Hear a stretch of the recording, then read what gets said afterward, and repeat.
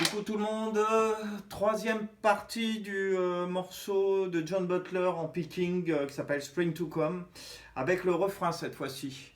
Je vous le joue d'abord.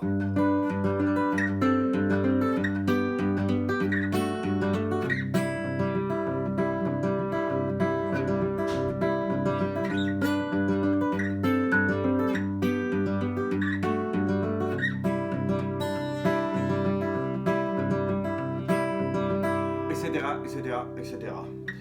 Donc voilà, cette nouvelle partie super belle qui correspond au refrain est basée en fait sur l'harmonisation de la gamme de sol.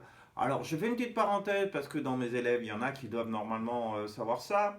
Les accords de la gamme de sol majeur. Donc je vous rappelle, la gamme de sol, c'est sol, la, si, do, ré, mi, fa dièse. Donc normalement, vous devez être à peu près bon là-dessus pour pouvoir écrire une gamme majeure de sol. Et on a des accords qui correspondent. Si on est en sol majeur, nous avons sol majeur, la mineur, si mineur, do majeur, ré majeur, mi mineur, fa dièse mineur sur quinte bémol, et on retrouve le sol.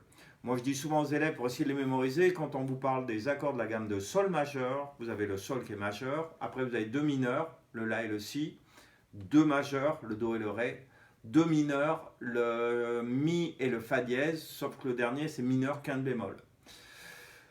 Pourquoi je dis ça? C'est que ça permet de faire une révision de l'harmonie et puis de comprendre un peu ce qu'utilise John. Je l'appelle John, moi, on est très intime. Donc, si ça, c'est un sol, le la, il est là, la mineur, si mineur, vous voyez la forme, ça ressemble bien à des mineurs. Là, les majeurs, ils sont là, il y en a deux majeurs, le do et le ré. On a le mi mineur. Dans le cours précédent, on avait parlé du dernier, celui-là. C'est le mineur quinte bémol. Alors c'est vrai qu'il a la même allure que le do majeur, mais la base c'est cet accord-là. Donc si je le faisais dans l'ordre, sol, la mineur, si mineur, do majeur, ré, mi mineur, fa dièse mineur quinte bémol, et je retrouve le sol en 12e case. Donc John Butler il va les prendre, mais en partant du sol aigu, il remonte.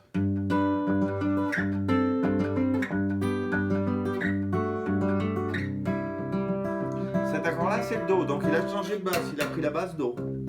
Tout le reste, il a pris la basse sol. Change de basse ici. Et je le fais 4 fois. Les autres, c'est qu'une fois. Etc.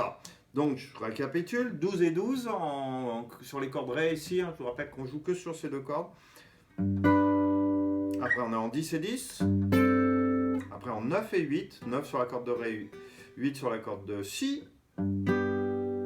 Et après, on est en 5 et 5 avec la basse qui change.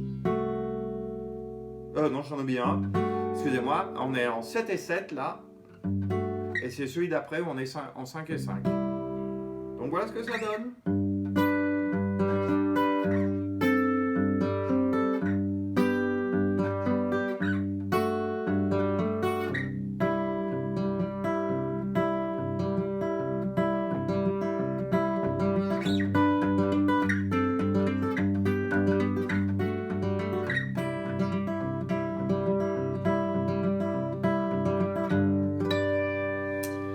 Voilà, rendez-vous pour le dernier épisode qui est le thème du morceau, et là c'est un petit peu plus compliqué.